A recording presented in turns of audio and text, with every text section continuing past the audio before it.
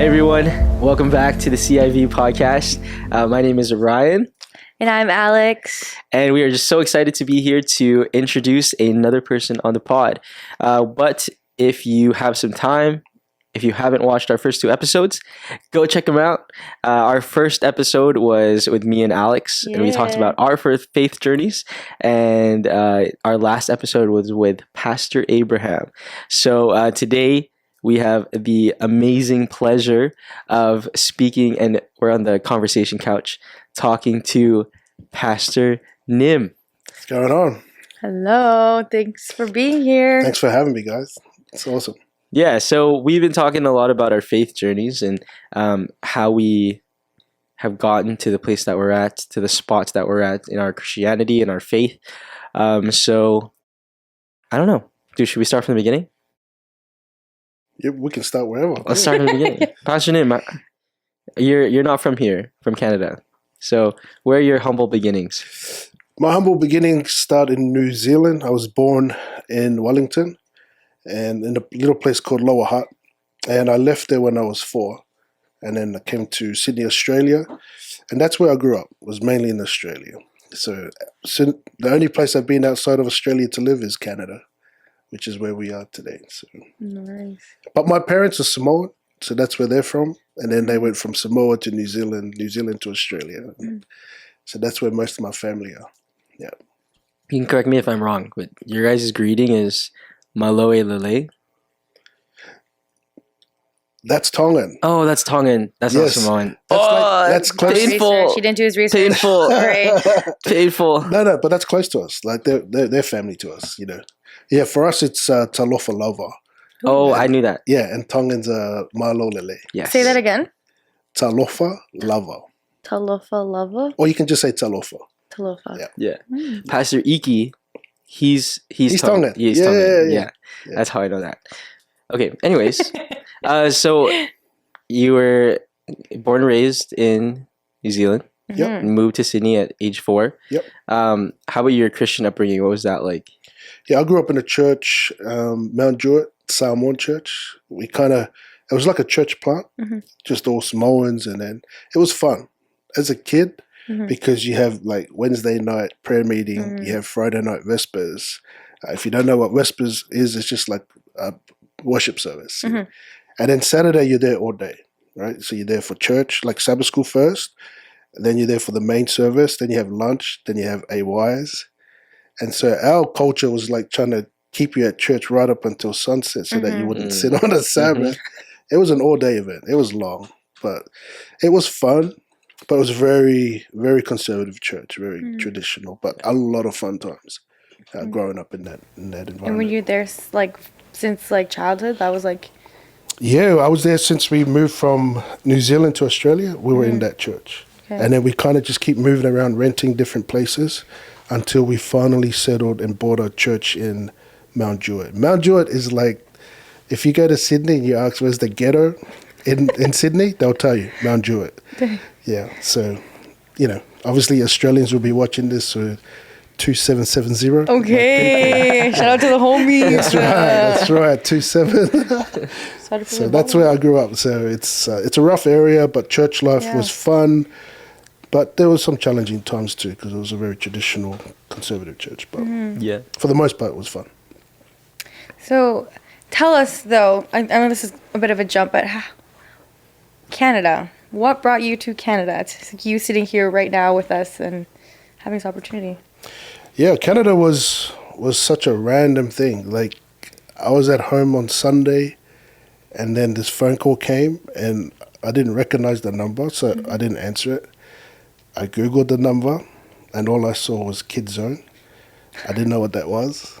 And then I was outside, then the number called again, but I knew it was Adventist, so I answered it. When I answered it, this face appeared, and it was Pastor Walter. And so we had a conversation, and then he was talking about coming to Canada. I just told him I needed to share with my family, because my thing was my kids have to say yes to it. I won't look into a call unless my kids go, yep. And every single one of them have to say yes. So then from that phone call, it led to my kids, and my kids had all said yes. And then we made the decision to look into it. My wife and I came over here, checked out the church, and then went back, talked about it again with our kids, and they said yes. So now we're here. Wow. Thanks to Antoine, Isaiah, and Thanks, Antoine. Yeah. yeah. Oh, so how's Canada though? How are you liking it so far? I mean, it's probably like a culture like shock too as well. I mean, not only for you but for your family. Like it's a big shock. There's a lot of similarities to Australians, and that's because we're part of the Commonwealth. So there's a lot of British influence here as well as in Australia. But the similarities are good. Canadians are very nice, man. Very nice people. Okay, if you say so. Australians are a bit different and forthright. But it was a big culture shock. My family had its ups and downs trying to settle. More my family, like my wife and my kids. But we're starting to get out of that struggle. So we're looking forward to the future. Yeah, that's always good. Yeah, what was it like before coming here? Like, where were you pastoring, and how was the culture different from here? Yeah, so the church I was at previously was Avondale Memorial Church. So it's a big church. They had 2 services, like one in a traditional church, so that was a traditional church service, and so I would be wearing a suit when I'm in that church preaching.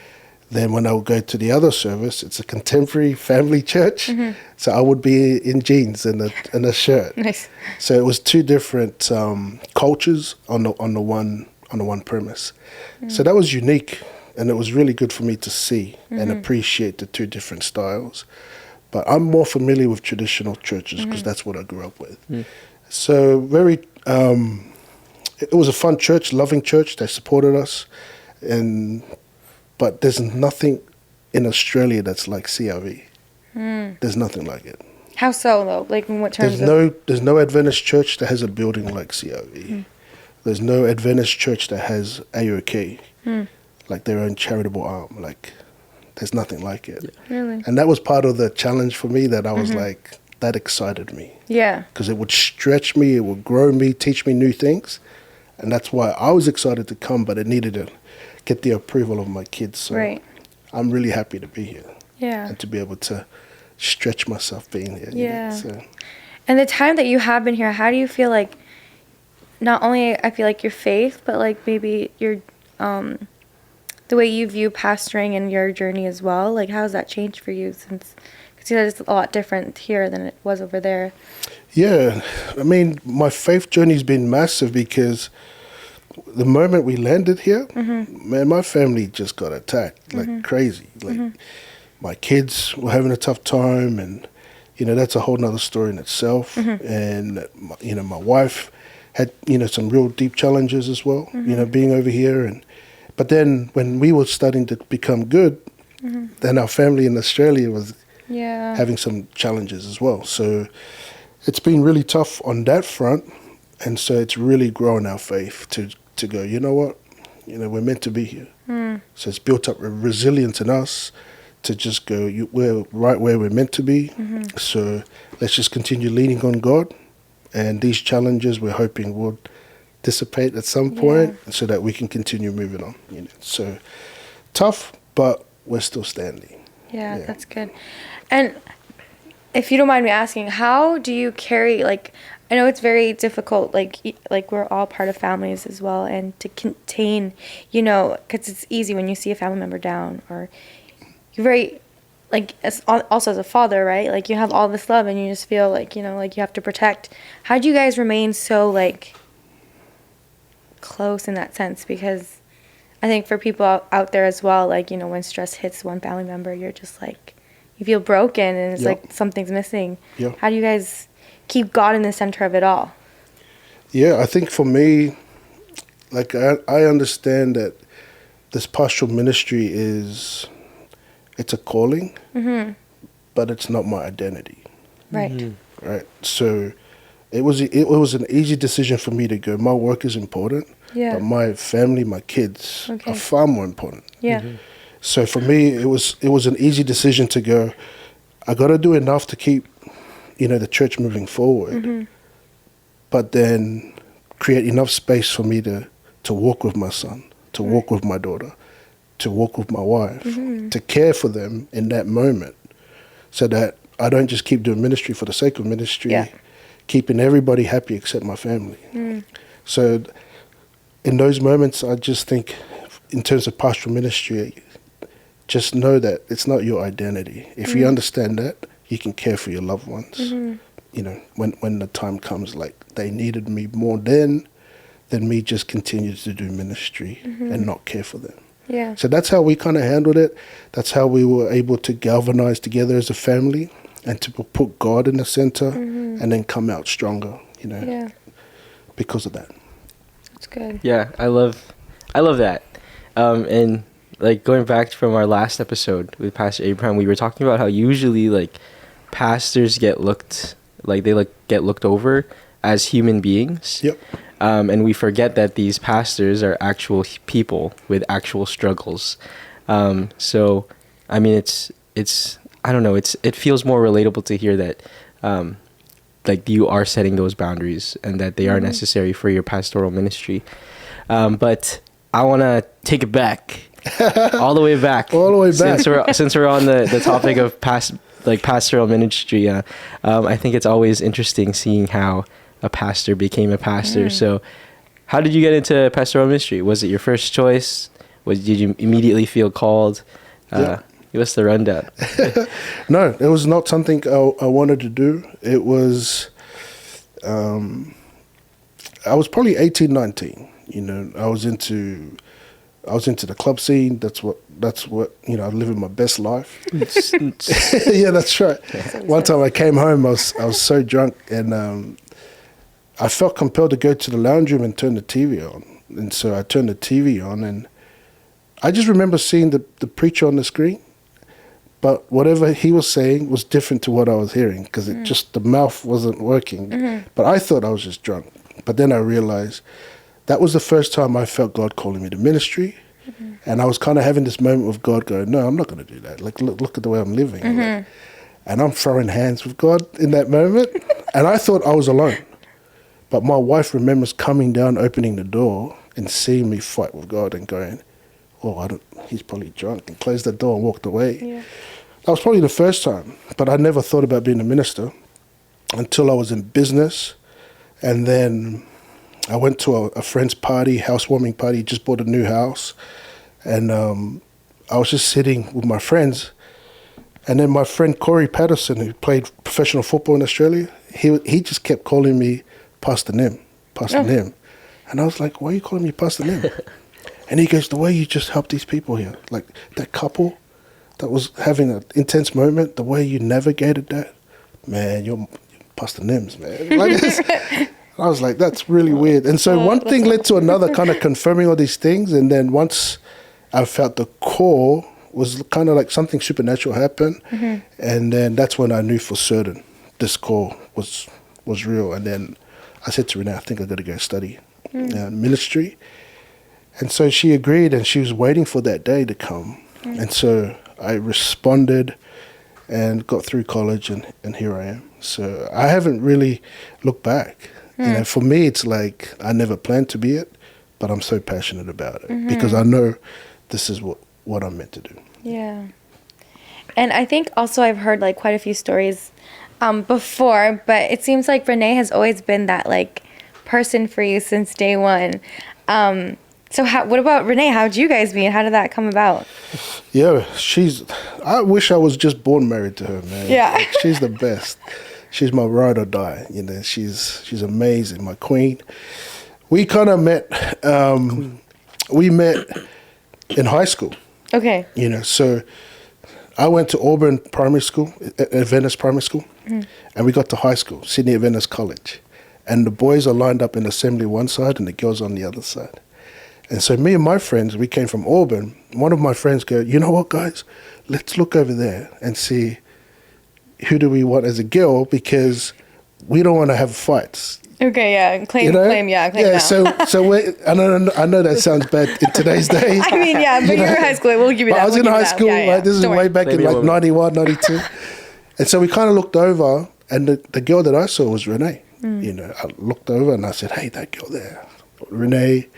But she was a real angel, like goody tissue girl. So for me, I was like living, my best life, and I didn't want to corrupt her because she was a really nice girl. So I never pursued her. And then at the end of year 8, I got asked to leave the school because, my intelligence was too good for their curriculum. So they asked me to leave year 8. I had to go out. And then Renee kind of left school. And then we just had a chance meeting when I came back to that school, Adventist school. And I was representing the school in basketball, and Renee lived close. And she heard that I was staying in a house near her. What? Because my friend's sister went to the same school as Renee. So they did this whole story like, well, you come over and say that I've got your year photo from school because she went to Hornsby Girls, and then you'll see him, he's there. So I'm just there at my friend's house, and then Renee comes over, and I'm just like, is that Renee? And all that feeling I had in grade 7 came rushing back. Wow. So she had a son at that time, right? So I walked her home, and I was hoping she was going to tell me she wasn't with, the father anymore, and she did. They went together. So I just took my shot, man, and she said yes, and it was the best decision I ever made.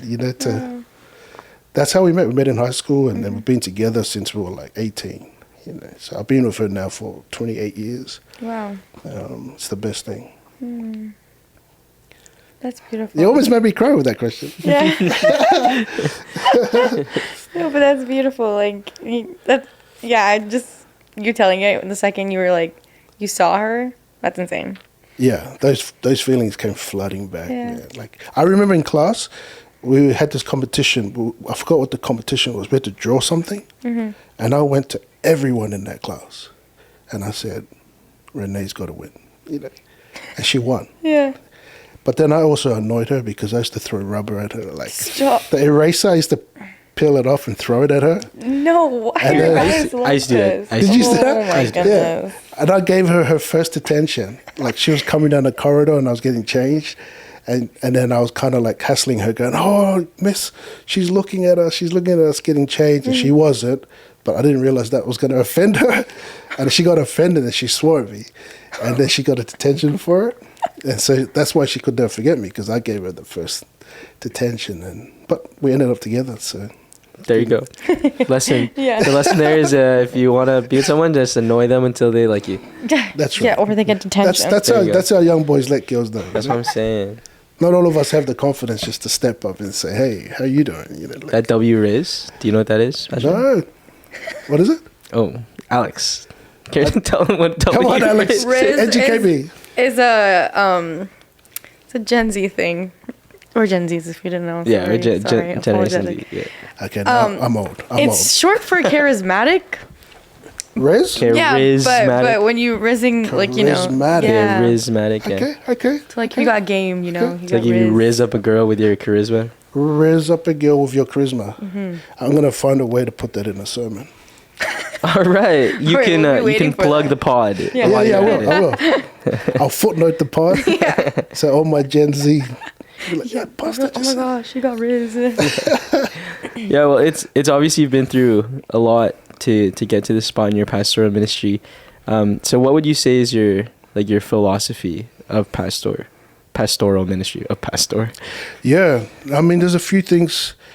Like, pastoral ministry is other centered. It's not about me. It's not about the pastor. It's not about building your kingdom. And because when I was studying, that's what I saw. I just saw a lot of pastorate. It was about them and their ministry and what their gifts. But our job, according to the Bible, is to equip the people for ministry. So that means it has to be other centered. And the other thing that drives me is, baptisms that stick. That means you got to take time to invest in people when you're studying the Bible with them. Hopefully they grasp it and own their faith. And then they could do the same. Go out and make disciples and multiply. But that can only happen if we take the time to invest in people. But if we're about ourselves, then we don't spend the time doing that. It's just about what we can achieve and do things that make us look good. And we have to try to change that. So for me, obviously God first, family, and then take care of the church. But you got to equip the church. That's the challenge. Yeah. So growing up, because you said you grew up Seventh-day Adventist, right? You were born. Yeah. Was are you second generation, third generation? My grandparents were the first Seventh-day Adventists, and then my parents, and then me. Yeah. So how has that shift changed? Obviously, like for me personally, I think, and I can speak for both of us, we also grew up in a very conservative church. And obviously the views as a kid was a lot different than it is now, and how we carry our own faith. Yep. So how has that been for you? Like, that transition and what you... Yeah, I was happy to, my church was great at community, really good at building community. And it's instilled in me that ability to create community. No matter which church you go to, you can create that community. But, on one hand, there's so many things I had to unlearn. Because that traditional sense was, we just keep doing this because we've always done it. Right? And that just gets you to death. Like, it's just not good. And so there was many things I needed to unlearn, and God did that for me. Like, I don't know about your churches, but we had a deaconess that would sit at the end of the row, and she had a long stick, and depending on the child that was being naughty, she just had to slide it down and then reach over, tap them on the head. Like, Stop. Shh. Like, that's how, yeah. Actually, no, I've never experienced Me neither. Like, we had fist fights in our Really? church. I'm not even kidding. Like, fist fights. That's Like, it crazy. was- But and I don't want to say anything either, like, correct me if I'm wrong, but I think also, like, in your culture too, like, you guys have this close-knit, like, family type of thing. It's like a Family. different level. Yeah. Like, You're tight, Yeah. your family, you do anything for them. But that means, when you have arguments and disagreements, it's intense. Yeah. Because you are like family. So, fists were thrown, and that was the kind of church we got beat. Like, I got a fat lip one Sabbath because I was, just being a kid, and then the deacon came over trying to get me to keep quiet. He's a big guy, and I'm like this 10-year-old. And he gave me a good uppercut. my lip was so fat. Like, when I say fat, it was fat. Like, and then my grandfather found out and went to this deacon, and my grandfather's a good boxer. And that deacon got really scared because my grandfather's like, I'm going to get you, Yeah. Because I was only a child. Yeah, So that was the of course, type of church I grew up in. Wow. So that's why it's awkward when I say it's a great church, but at the same time, there was but it was very traditional. It shaped a lot of how I think and see things. But there was a lot of things that I had to unlearn. And I was happy that I could unlearn those things. yeah. Conservative. No. I mean, I think it's also, there's beauty, like, also in that type of environment, too, because I get that, like, when you see somebody you don't want, that's like your own kid type of thing, But, Yeah. yeah. And, when you can get to a community where it's family, there's nothing like it. I want every church to experience that. But that means to be a family, there has to be accountability. Right. For accountability to work, I have to allow you to speak into my life and for me to speak into yours. But today, that's not allowed. Yeah. Yeah. Who are you to tell me? Right. So how can you then get a biblical community when we're afraid to allow other people to speak into our lives? Yeah. So that's the biggest challenge. It's one of the biggest challenges for the church today. Yeah. Yeah. Yeah, no, and I get that. I mean, I probably am guilty of that. I think speak for most when it's kind of awkward when you're trying to share, like, those deep, darkest secrets, It's like you don't want to look weird, and it's like, hey, this is me. Hi. But I think that's what God, at the end of the day, He really... And it takes a lot of power to also be in that state of vulnerability. And God just wants us to be real. And if we're able to share our problems or our victories as well, like... Takes a lot of trust and vulnerability, to be seen. It's not easy, but that starts with us. It starts with the pastoral team. Not every story I share from the pulpit is planned. Sometimes it just comes to my mind, but then you always have people appreciate it. They're like, man, you're just so real. You're just like us. You struggle like us, and I think that's why God uses it. So it's kind of like they're not good stories, and I always hate it because it makes me look like an idiot. I hate them, and I fight against it, but then I always end up sharing them. But I know it helps people because they don't see me just as the pastor that's removed from them. I'm just another human being who's on this journey, struggles just like them. I'm not perfect. I haven't arrived, you know. Yeah. So I think that helps people too. Yeah. So you made a comment, and I'm not gonna say it because I don't want to call you out.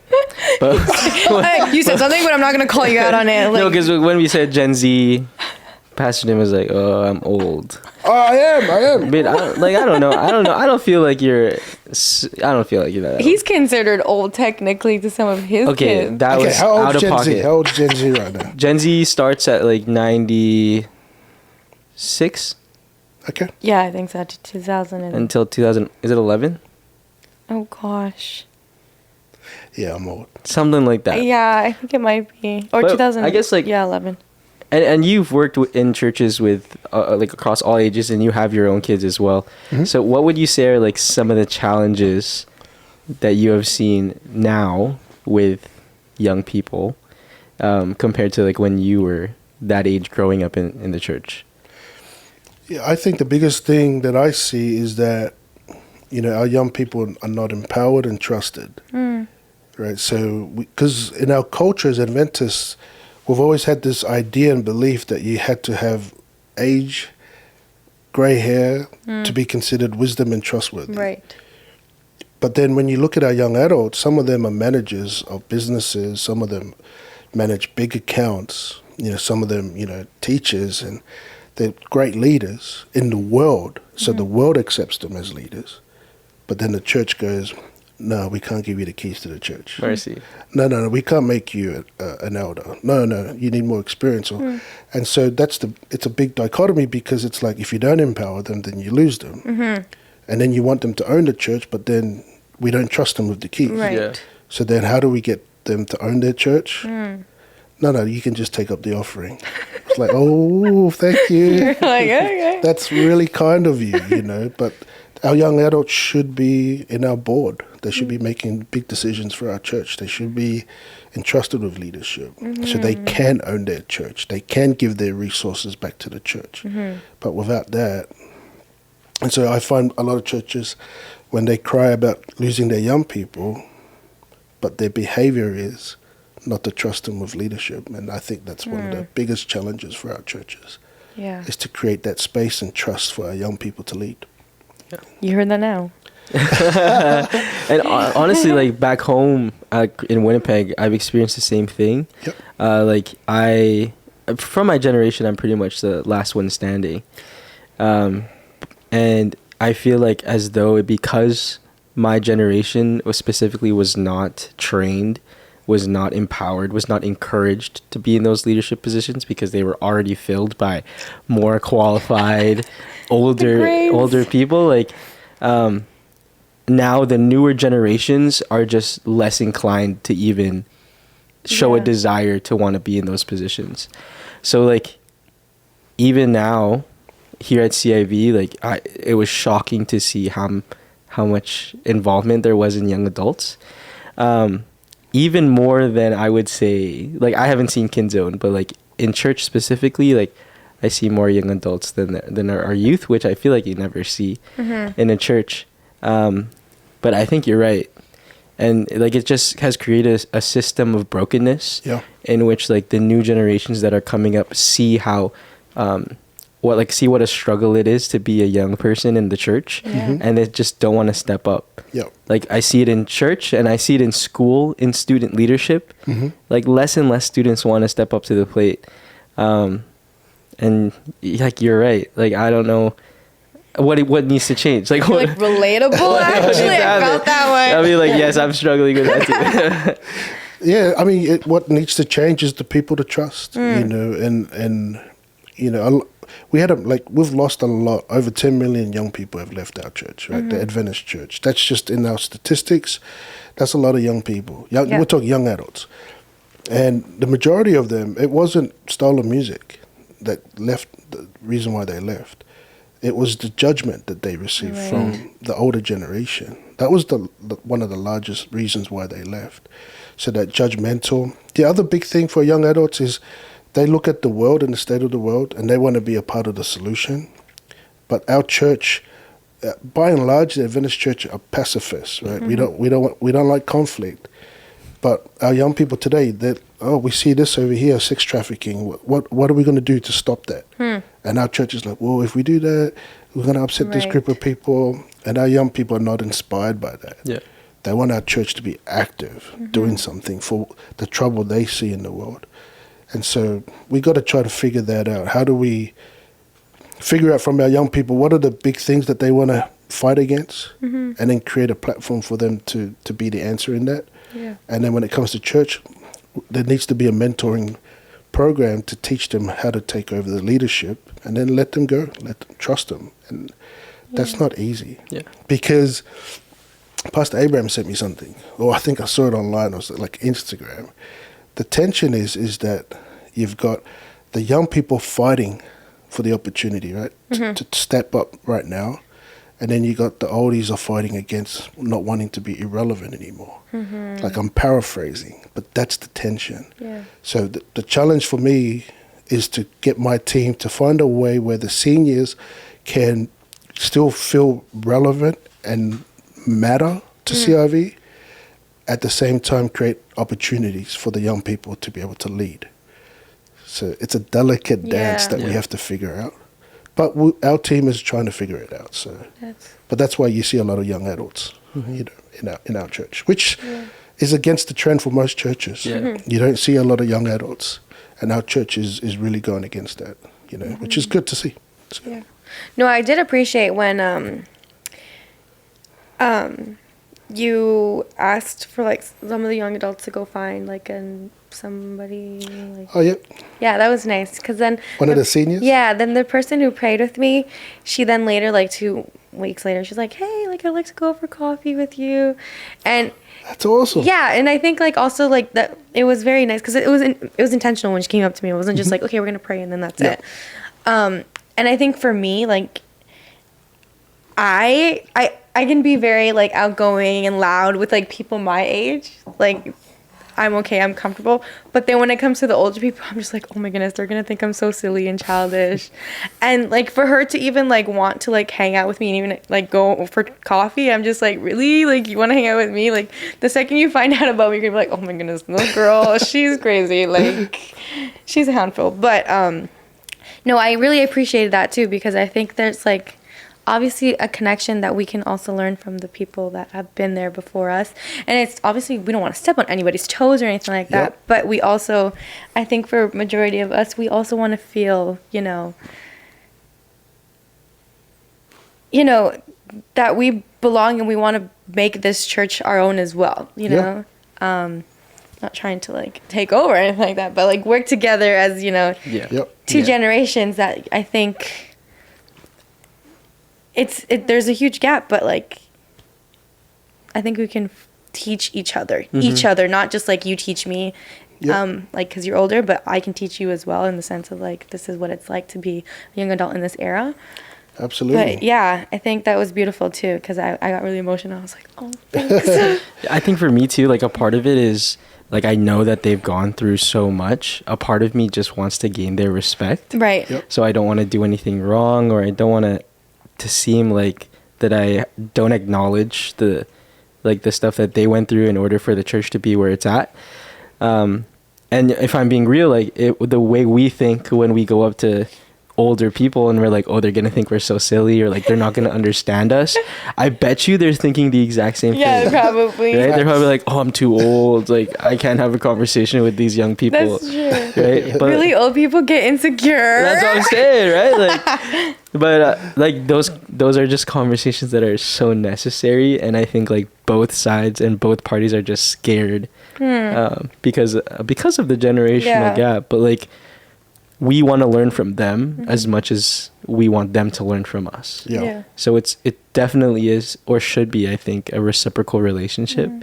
Like I definitely experienced that now as I'm teaching young students, and the gap isn't that huge, but like they remind me every day that I'm older than them. So like I feel like it's like, okay, teach me more. Like let me relate to you more. Let me understand how you think more. and hopefully that like it creates a reciprocal kind of thing. Yeah. And in church, I think that that'd be cool too. Like, and I think that with the whole mentorship and just bridging the gap between those two generations, like that kind of reciprocal feeling, reciprocal conversations where people are just trying to learn from each other. Yeah. Like that's dope. It's important. Yeah, because they've got a lot of wisdom. And if young people can glean something from them, then they don't have to make the mistakes they made to get that wisdom. Right. And then the other thing is this generation, they can download a sermon and they can download a pod, Right. but you can't download mentoring. That has to happen with human contact. Yeah. You know, and so we as a church have to create those spaces so that our seniors can connect with our young people. And I was at one church that did it. Like their seniors had what they called fellowship lunch that they would do once every 3 weeks or so. And they would invite all the young people. So the young people would come in and join and get to connect with our seniors. And one of the older men got up at one of them and said, I encourage the seniors that it's awkward for us, but it's awkward for them, the young people, he said. But then he said, but we as senior people have the advantage. And then he said, and I was interested in what he was going to say. So then he goes, the young people have never been old, but we have been young. That's crazy. So we have to step out and make those connections. Oh, that's good. And so they did. Yeah. You know, they initiated the contact and, you know, connecting with our young people and they were able to connect with each other, you know. So we got to find ways to connect the generations, you know. Yeah. Yeah, I think I used to be like remorseful about that gap. Like you know nothing. You're so old. Like you can't tell me what to do, kind of thing. Has there any like because since you've grown up in the church, you probably have had pretty similar experiences to us. Like, has there been a time where you've just been like remorseful being young in a church, especially a traditional church like that, like that you grew up in? You always feel bad because you're younger. You always feel like you don't know as much as the older people. So that builds insecurities, you know, and that insecurities become your reality. Even for me, like I've been in churches where I'm not the oldest person, you know, as the pastor or as the lead. That's challenging because you naturally feel you're inferior to them because they're older. Yeah. And then as a Samoan, you're taught to respect your elders, and then you're the lead. Yeah, like how's it working? Yeah. You know, so I respect them, and at the same time, you're the lead pastor. So it's challenging, but yeah, I was always made to feel you're younger. You don't know as much as me. And I hated it. Yeah. Are you a younger sibling, if you don't mind me asking? Like I'm the eldest. Okay. I'm the eldest of 4. Okay. Yeah. So I got 2 other brothers and 1 sister. Right. Yeah. But I'm the oldest, smartest. Yeah, I mean, for me personally, like, I've always felt like, now we're talking, like, family dynamics, but being the oldest, you always carry that kind of weight of, like, you know, being that person to your siblings. But then for me, when I go out into the world and I'm like, okay, so maybe this is what my siblings feel like when I'm, like, I feel young, you know, yeah, I mean. Are you? I'm the youngest. You're the youngest? I'm the youngest of 2. Yeah. Okay. You're gonna say spoiled? Spoiled. Yeah. Yeah, exactly. Spoiled. Yeah. I can own that. Okay. Yeah, I know that I'm spoiled. But obviously, like, my brother, we're completely different too. Like, I'm the more extroverted, he's more introverted. So, like, when my parents were raising us, Yes. they were learning stuff for the first time because I was the one who was, like, the rebellion child. Or whatever. So, like, when things would come up, like...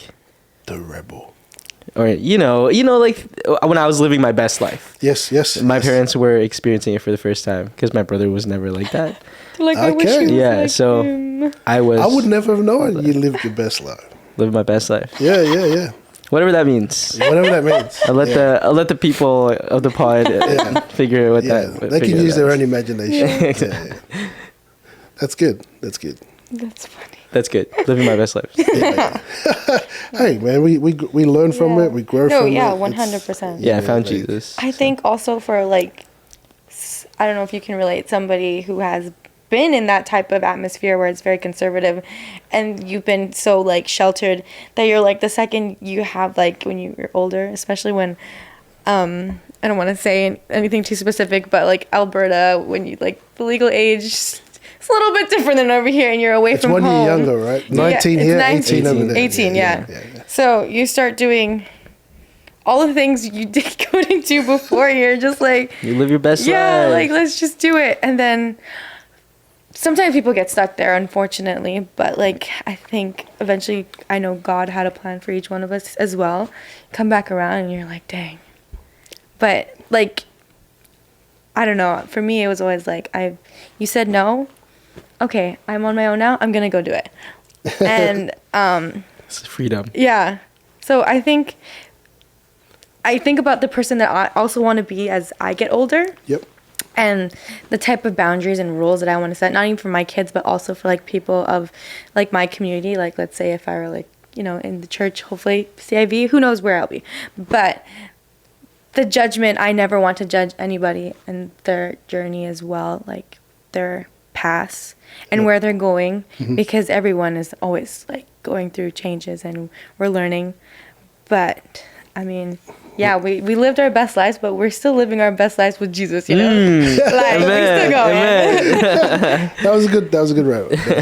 I think it's a good thing. Like, we don't want people to go out and live their best lives, right? Yeah. That's not what we want, but it's one of the things that's crippling our church is, and I'm not talking about CIV, but just the Adventist church, is a lot of our kids go to Adventist schools. So they go Adventist primary, then they go to Adventist high school, then they go to Adventist university, and then we want them to go be missionaries and talk to your everyday average person, and they don't know how to talk to them because they're so Adventized, Yeah. And so one of the benefits of, when you happen to live your best lives is you can talk to the people that's considered in the world, and it's a true gift to be able to talk to them. I think any Adventist can talk to people in the world, but have you ever seen them when they try it? It's so awkward. It's so bad, But it's not their fault, because they've done everything that we normally want them to do. Go to those Adventist schools and grow up in Adventist universities, but then they don't know how to share their faith with people outside the church, And that's why for us as pastors, we have to equip them with the tools and the vernacular to speak and to be able to share their faith, so that it's not becoming a hindrance to our people, but going to our Adventist schools is a benefit. Yeah. So. And it's funny you say that, because I'm thinking also like the way I grew up, and when I did come back after my year at university, and I got a job, like obviously first time job, I was like 18, and it was like in the world, and sharing my faith is so awkward for me. I just was like, how do I even say like, hey, I'm Christian? Like, and the conversations that they would have sometimes, like, I couldn't relate to, like, at all, because there were people that on different journeys going through different things, and I didn't do some of the things that they did, so I was just like, yeah, I can't go with you. Or they're like telling you about like, their intimate stuff, and I'm like, I don't want to know. I don't know any of that stuff. Like, what are you talking about? But like, it's also for me, when I first started off, I was kind of like ashamed in the sense of to be a Christian, because I don't want people to think I'm weird or like I'm not relatable in the sense, So I always kept that to myself. And I think the older I got, and I still work in like very public like atmosphere, like that's not a Christian environment, I've been more grounded in like who I am as a Christian as well. I'm not like ashamed. If it comes up, it comes up. I'm not just gonna like obviously be like, hi, I'm Alex, I'm a Christian, like, but like it's put on your forehead. Yeah, right. On your, like a badge. Christian. Yeah. Is your name Christian or Alex? But why do you believe? Why do you go to church on Saturday? Because the Bible says so. Calm down. Like, but yeah, so it's just like for me, I've been that shift of like, I'm no longer ashamed to be like, hey, this is me, like, and obviously I'm not always gonna like have relatable stories in the sense that the people outside do, but that connection, like how to connect with people who don't go to church. And I found that like I can easily do that now, obviously, that I've let that fear of like they're gonna look at me weird just becoming a Christian, like, and it's not entirely my identity. It is my identity, but you know, like at the end of the day, I am me. I'm Alex, and I am a Christian, but I'm, you know, I'm more than that. I'm loving, kind, and that comes with Christianity, I think, as well. But it's not being afraid to share what you believe, and it does take a skill set when you meet somebody outside. But they're going to challenge you. You know, and some of our people don't know how to, you know, why they believe certain things. But again, it's not their fault. They are a product of church leadership. So it's up to us to try to equip them to know how to share their faith. Yeah. I will say though, and like I guess on the other side, like as someone who has lived their best life, it was hard coming back, like from. This is really eye-opening, you know, for me. Really? I would not have seen that you would have gone and lived your best life. Well, we can have a conversation later about it. This is, like, no respect for you. I didn't think it could go any higher, but it's just gone. Oh, I thought I was going to be like I know the other way, but yeah, like from someone who has experienced that kind of lifestyle, like it was hard to come back to the church, especially like, and this is me being completely vulnerable, and no hate to my church back home, but my mom was telling me that like at one point they were all rallying and praying for me because they thought I was gonna like leave the church completely, but you know, I guess it worked. The prayer worked because I ended up coming back. But what would you say to a young person who is out there living their best life and like is struggling to find that yearning to come back? Well, I want to say I'm glad if you stumbled upon this podcast, if you're living your best life. Like, that's fine. No hate to you if you're living your best life, literally. but like, you're probably, you know, thanks for listening. I've been there. Yeah. No, but, you know, if they're living their best life at the moment, it's the thing that's going to be helpful to them is a community of faith that's not judgmental. Right. You know, if they come to church and they smell like vape or they smell like cigarettes or they've got alcohol in their breath because of the night before, like they want to be able to find a community of faith that's happy to accept them in on that day. You know, that's not going to judge them. And if they find a community where they could walk in and not be judged, you know, for what they're wearing or their lifestyle, that's the best opportunity for them to be in an environment, you know, in a church, and in the hope that one day they're going to give those things up, you know. And so one of the things about in the Adventist culture is the people that smoke or the people that drink, I was brought up to think that they were so lost. But they're not so lost. They're so close to God, you know, and we shouldn't write people off. So, yeah, if you're living your best life, you know, CIV, if we're not too far from you, come. You know, we'll accept you, you know, whatever it is. And we just want to love on you. And, you know, hopefully you can find a family here and a community here that you can belong to. And that goes for anybody that's on that journey. You know, we've got an addict that's coming to church. You know, I always say hello to her. You know, every Saturday I see her here, I go and I embrace her. And she tells me about her struggles and her addictions and things like that. But I just tell her I'm just grateful to see her here, you know. And that's what we want people to find a community like that. And CIV is that community. So we're very lucky here. Yeah. So if you don't mind me asking, so what was the turning point for you when you were like living your best life and you're just like, oh shoot, like change? Yeah. You know, I didn't really know at the time, but definitely for me, it was my wife. You know, she is the closest thing to Jesus, man. Like the way she loved me, her patience, you know, the way that she endured everything I put her through, all my poor decisions, and yet, you know, was able to still give me 5 beautiful children while I'm living my best life and being an irresponsible male.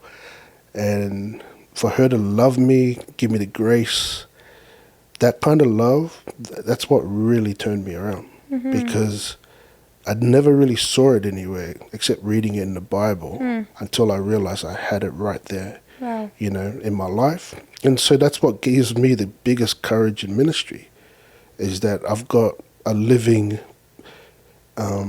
illustration that I get to live with every day and watch her interact with people and our kids that's very close to Christ, you know. So it was really Christ through her that really helped me turn.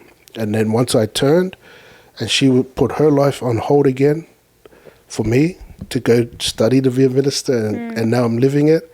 And then for her to then sell up her business and put her life on hold again to come to Canada. Wow. Like that's the quality of woman I married, you know. So definitely Jesus through my wife Renee.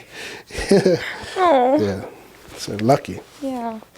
What's one thing you would, if you were to go back in time and tell your old self or like your young self, you know, like one advice of like with words of wisdom, you know? Like knowing what you know now. Yeah. Yeah. I mean, I wouldn't change anything, but I would go back and say to myself that it's going to be okay. You know, if I could just tell my young self that, because I grew up as if the world was going to end. Like Jesus is coming back. If you don't get right, yeah, you know, then you get to the 2000s. Why 2K? Like, you know, everything's going. Are you right? Are you right? You're going to lose your salvation. Everything was ending, you know, and I felt like you didn't have much of a chance. But if I could go back and just give myself hope by just going, yeah, you messed up, dust yourself off and keep going. Everything's going to be okay. To me, just in my makeup, that would help me greatly because I would always have hope, you know, and with hope, I can always correct however I was living, you know. So I wouldn't change anything, but I would definitely give my young self more hope that things are going to be okay, you know. So that's what I would do. Yeah. No, that. Well, what about you? What would you say? I mean. He really said Uno reverse. He said, your turn. You're interviewing us. Yeah. Well, what do you mean young? Because technically I'm considered young, right? Yeah. She played that guy. Okay. See, that makes me old. I am old. Like to me, I'm like my life is coming How old to do you an think I am? Here we go. Like late 30s. Late 30s.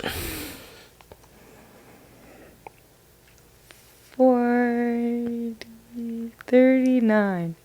39, 41. Did you hear that? 39. Yeah. It started off with 4:30. I'm 45.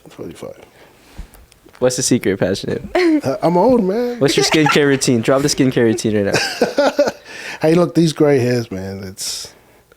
I've got one stubborn black patch. It's so It's a look, stylish. though. It's such a look. But it's got gray in it now, so I reckon give me a year and a half, and it's all great. white. Yeah. Honestly, really? I feel like after it's all gray, you should just keep dyeing it black. I feel like that's like You reckon? signature Pastor Nim now. I can't dye it, man. I feel like that'd be a lot of maintenance, though. Well, I think it would stay black, but because I've got these two staff members that give me stress, like Charlie and Abraham. That's why there's a lot of gray hair in there. I know. You know. So I wonder where they are right now. Pray for me. We'll pray for them too. Yeah. Stop aging. Alex, what would you tell your young self? Yeah, stop ignoring the question, Alex. My young self? Like, how young are we going? How like, do you? 10 years ago, I was 13. What do you consider young, Pastor Nim? What age? You know, 10 years ago, you tell yourself you'll be dust. So it's there you go. you're too young. Yeah, I was. Well, okay. What would you say? To my teenage self, maybe? 10 years old. Yeah, 10 years old. I was gonna say 10 too. 10? Yeah. Well, 10, I mean, trying to think what was going on in my life during that time. Josiah was born. 10. Like, obviously I would say something and she'd be like, what? But I'd just be like, don't worry. Like, just be happy. Just be you. Don't be ashamed of, like, who you are. You're going to feel sad and angry, but you'll be happy. I think that's probably be more happier, like stress a lot less. Yep. Because always felt like me and my personality, I'm very like, you know, hi, like loud. And growing up, I've always felt like I've always overdoing it. But I'm like, now that I'm older, I'm like, okay, like you can tone down, but like, are you changing yourself, or are you being your authentic self, just trying to like not look, crazy. But I'm like, you know what? That's just me. If it is what it is, like, That's what it take is. it or It's a leave good it. message. It's a good message. There you go. It's a good message. Nobody asked me, but I'm going to answer the question because I feel like that. Hey, you're the host, man. There you go. I would say like relax. Yeah. Like I think growing up, I just felt so much immense pressure to like be this specific person and do these specific things. Right on, man. And I would just say, like relax, like just do you, because I feel like those years, and I don't know, this is not 10 years old. Maybe like I'm thinking like 12, 13, 14, whatever. But like those are like the determining years of where the trajectory of your faith will go. And I feel like I just let all of that pressure get to me, and that's why I went to go live up my best life. Yeah. So I would just say relax, take it easy, just like enjoy the time you have in the ministries that you're in and the space that you're in.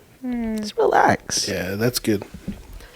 But yeah, thank you, Pastor Nim, for sharing. Yeah. Like I think your story and your move to Canada and like all the decisions that you made just like solidify that faith journeys are journeys and they're never ending. And I think like for us Christians, the end goal of that journey will be to meet Jesus in heaven. Absolutely. So it just doesn't stop. The journey just doesn't stop. The grind doesn't stop. Grind don't stop. Do you understand that? Or is that too Gen Z for you? It's Gen Z, man. You got to bring me up to speed. So the first gonna one have was to bring a Riz, right? dictionary. Like Charisma. Yeah. Yeah. This one, it's just the So same. how do you say it? How do you say the first one? Riz. Riz. Riz. Yeah. Riz. Okay. And then like if someone has like really good Riz, it's W Riz. W meaning Riz. win. Like a win Riz. Like you win with your Riz. That's so cool. Well, Yeah. And what was the new one? The it's last just one? grind don't stop. Grind don't stop. Like the like grind. the work, like- yeah. The Like have you ever done the hustle. grouse yes, grind? the hustle, yeah. Yeah, like the hustle don't stop. But yeah. Thank you for sharing. Yeah. We No really worries. Thanks for appreciate you having coming me. here. But yeah, this is your reminder. The grind don't stop. Grind don't stop. You Keep on grinding until we get there. Riz up those.